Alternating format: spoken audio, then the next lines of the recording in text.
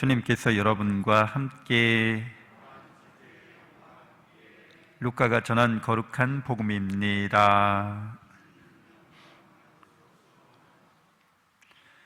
그때 예수님께서 제자들에게 말씀하셨다. 내 말을 듣고 있는 너희에게 내가 말한다.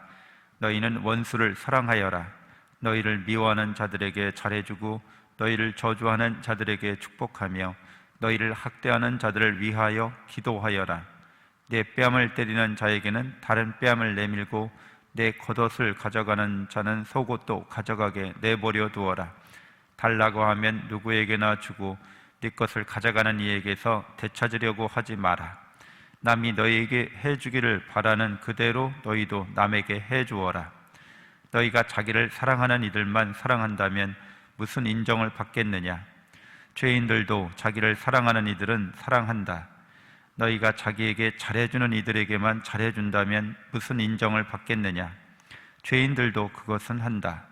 너희가 도로 받을 가망에 있는 이들에게만 구워준다면 무슨 인정을 받겠느냐? 죄인들도 고스란히 대받을 요량으로 서로 구워준다. 그러나 너희는 원수를 사랑하여라. 그에게 잘해주고 아무것도 바라지 말고 구워주어라. 그러면 너희가 받을 상이 클 것이다. 그리고 너희는 지극히 높으신 분의 자녀가 될 것이다. 그분께서는 은혜를 모르는 자들과 악한 자들에게도 인자하시기 때문이다. 너희 아버지께서 자비하신 것처럼 너희도 자비로운 사람이 되어라. 남을 심판하지 마라. 그러면 너희도 심판받지 않을 것이다. 남을 단죄하지 마라. 그러면 너희도 단죄받지 않을 것이다. 용서하여라. 그러면 너희도 용서받을 것이다. 주어라. 그러면 너희도 받을 것이다. 누르고 흔들어서 넘치도록 후하게 되어 너희 품에 담아주실 것이다. 너희가 되지라는 바로 그대로 너희도 되받을 것이다. 주님의 말씀입니다.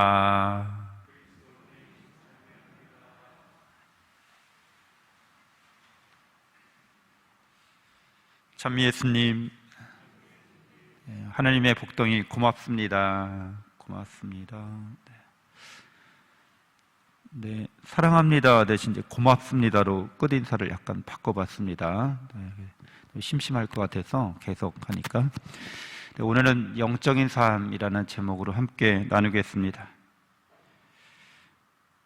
오늘 화답성에서 내 영혼이 주님을 내 영혼아 주님을 찬양하여라 이렇게 노래하고 있는데, 영혼이란 말을 많이 들어봤지만 정확하게 어떤 의미인지 좀 함께 알아보고, 그래서 영적인 삶을 사는데 도움이 되었으면 좋겠습니다. 하느님은 영이시다 이렇게 말씀하고 있어요. 요한복음 4장 14절에서. 이 영이라고 할 때 히브리어에서는 루아흐 이렇게 얘기합니다.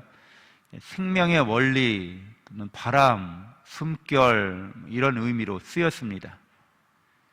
그 루아흐는 한문 한자처럼 상형적인 의미도 갖고 있는데요, 벽 바깥의 사람이란 뜻을 갖고 있어요.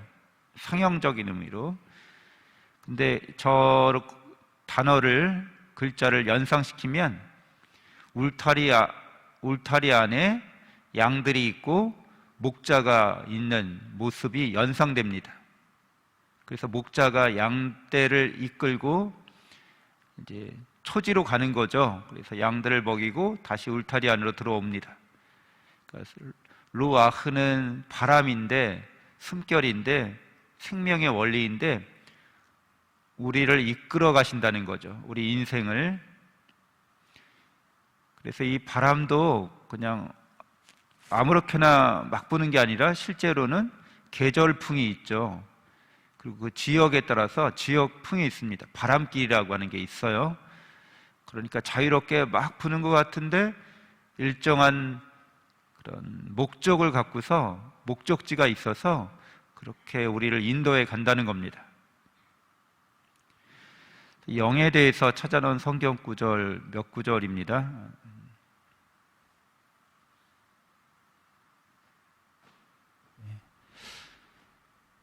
바오로 사도가 테살로니카인들에게 보낸 편지 중에서 사람에 대해서 말할 때 영과 혼과 육을 말하고 있어요. 같이 읽어볼까요? 우리 주 예수 그리스도께서 재림하실 때까지 여러분의 영과 혼과 몸을 온전하고 흠없이 지켜주시기를 빕니다. 테살로니카의 말씀이죠. 그러니까 사람을 말할 때 온전하게 흠없이라고 말하면서 영과 혼과 몸이라고 말하고 있는데, 그러니까 영과 혼을 구별해서 말하고 있는 거죠. 그래서 영의 작용에 대해서 영이 어떤 활동을 하는지 고린도 1서에서 이어서 밝히고 있습니다. 같이 읽어볼까요? 성령께서는 모든 것을 그리고 하느님의 깊은 비밀까지도 통찰하십니다. 그 사람 속에 있는 영이 아니고서야 어떤 사람이 그 사람의 생각을 알 수 있겠습니까? 마찬가지로 하느님의 영이 아니고서는 아무도 하느님의 생각을 깨닫지 못합니다. 우리가 어떤 생각을 하면 그 생각을 알아차리고 있죠. 누가? 내가. 근데 그 알아차리는 그 나를 영이라고 말하고 있는 거예요. 그러니까 생각하고는 다르다는 거죠. 구별된다는 거죠. 내가 어떤 생각을 하고 있는데 그 생각을 알아차리고 좋은 생각이구나, 나쁜 생각이구나. 좋은 생각은 내가 품고 나쁜 생각은 버려야지.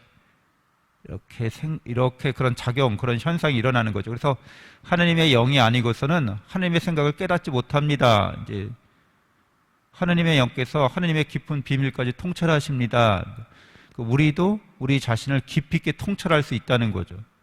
내 생각을 깊이 있게 통찰하면 생각의 실상이 드러나요. 내가 왜 그런 생각하는지, 무엇 때문에 그런 생각하는지, 이 생각이 영양가가 있는 생각인지 아니면 헛된 생각인지 드러나게 되는 거죠. 그래서 성령의 힘으로 우리가 아빠, 아버지 하고 외친다는 거죠. 우리가 영적인 존재이기 때문에 하나님의 영께서 우리 영에게 아빠, 아버지 하고 외칠 수 있도록, 그래서 하나님의 영이 우리가 하나님의 자녀임을 우리 영에게 증언해 주신다는 거예요. 우리도 영적인 존재이기 때문에 성령께서 우리 영에게 우리가 사랑받고 있다는 것을, 그래서 진리의 영께서 오시면 모든 진리 안으로 우리를 이끌어 주신다는 거예요. 그분은 진리의 영이시기도 하기 때문에 지혜의 영이시고 우리에게 하나님의 말씀대로 사는 길을 인도해 주시는 분이라고 합니다. 우리가 받은 성령을 통해서 하나님의 사랑이 우리 마음에 부어졌습니다. 하나님께서 우리 안에 오셨다는 거예요. 하나님 영이신데 우리 마음, 우리 영 깊은 곳에 계신다는 거죠. 그래서 인간의 영, 혼, 육을 구분한 거예요. 구별한 겁니다. 그래서 영어로만 우리가 얘기하면 이제 스피리트, 소울, 바디라고 하죠. 우리가 어떤 일을 할 때 거기 마음을 담았어요.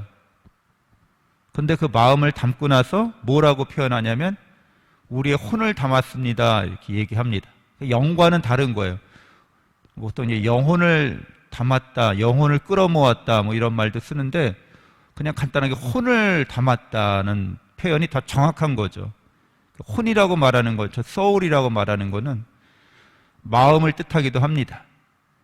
우리의 마음을 담아서, 우리의 혼을 담아서 뭔가를 우리가 일을 하거나 표현하거나 그러합니다. 그러니까 좀 다른데 이렇게 구분할 수 있다는 거죠. 영이 있고 혼이 있고 육이 있는데, 육체는 오감 정보를 우리가 수집합니다. 보고 듣고 맛보고 만져보고 만지고, 이게 오감 정보라는 거죠.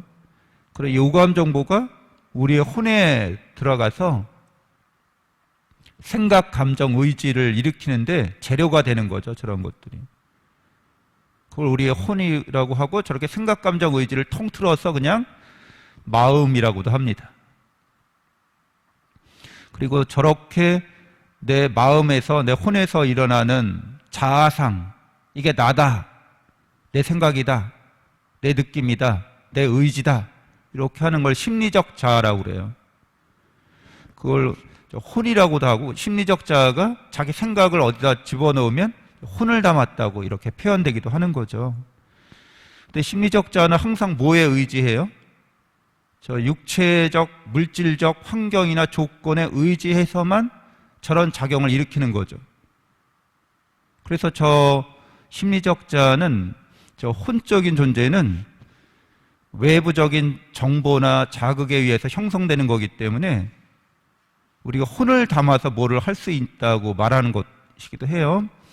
또 음식을 만들 때 혼을 담아서 음식을 만들기도 하죠. 사랑하는 가족을 위해서 우리가 어떤 일을 할 때도 사랑하는 마음을 담아서 어떤 일을 하면 그 일과 그 물질에 우리 혼이 들어가는 거라고 할 수 있는데, 그래서 인간이 이제는 물질에다 혼을 집어넣는, 어떤 혼을 집어넣냐 하면 이제 생각하는 능력을 물질에다 집어넣기 시작한 거예요. 그게 여러분이 들고 있는 스마트폰인 거죠.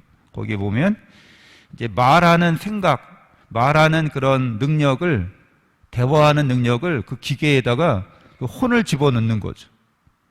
그 혼이라고 하는 것은 물질적인 것과 이렇게 연동이 돼 있어요. 근데 이제 영이라고 하는 건 아까도 얘기한 것처럼 이 혼의 마음의 작용을 관찰하고 있다는 거죠. 저 영이. 그래서 우리가 하느님을 닮았다고 말할 때는 저 영을 말하고 있는 겁니다.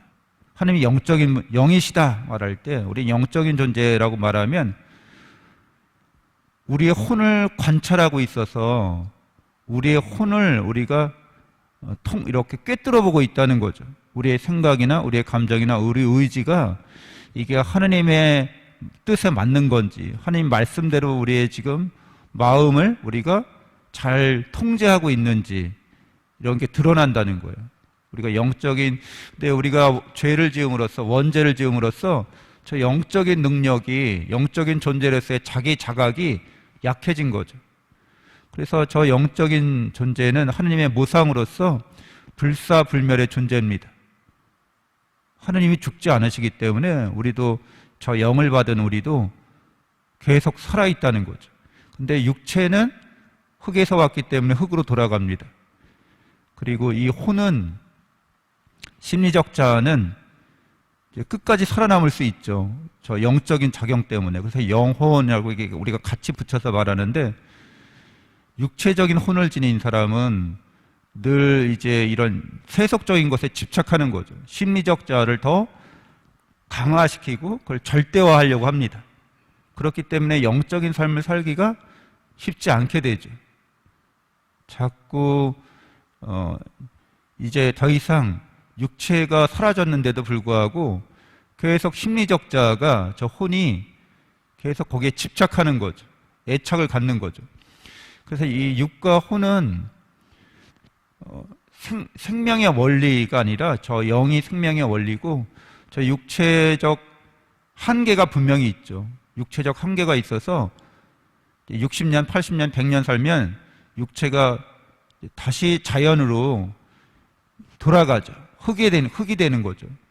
근데 혼도 계속해서 이제 물질적인 것은 아니기 때문에, 연동은 되지만 물질은 아니기 때문에 살아남을 수 있는데, 저 혼이라고 하는 거는 제한되어 있는 거죠. 우리가 경험한 거, 우리가 정보에 의해서, 자기가 정보를 받아들이는 방식에 의해서만 형성되는 거기 때문에 우리의 생각이 한결같지 않은 것처럼, 우리의 감정이 한결같지 않은 것처럼 계속 불안정한 거죠.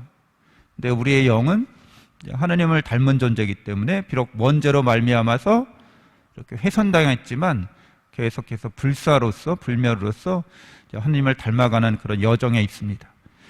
영적 존재로서 우리는 사랑을 실천하는 거죠. 하나님의 모상으로서 하나님을 닮아가는 길은 하나님을 사랑하고 이웃을 자기 자신처럼 사랑하는 데 있습니다.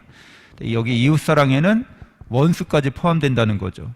심리적 자아로는 원수를 사랑할 수 없어요. 용서하려고 하는데도 용서가 안 돼요. 그건 뭐냐면 심리적 자아가 그런다는 거예요. 왜? 심리적 자아는 육체적이고 물질적인 것에 연동돼서 생각하기 때문에. 그래서 이 심리적 자아가 생각할 수 있는 최고의 그런 생각은 눈에는 눈으로, 이에는 이로, 여기까지가 심리적 자아가 생각하는 거예요. 그러니까 오늘 예수님이 복음에서 말씀하신 것들을 심리적 자아는 절대 할 수 없어, 이렇게 얘기합니다.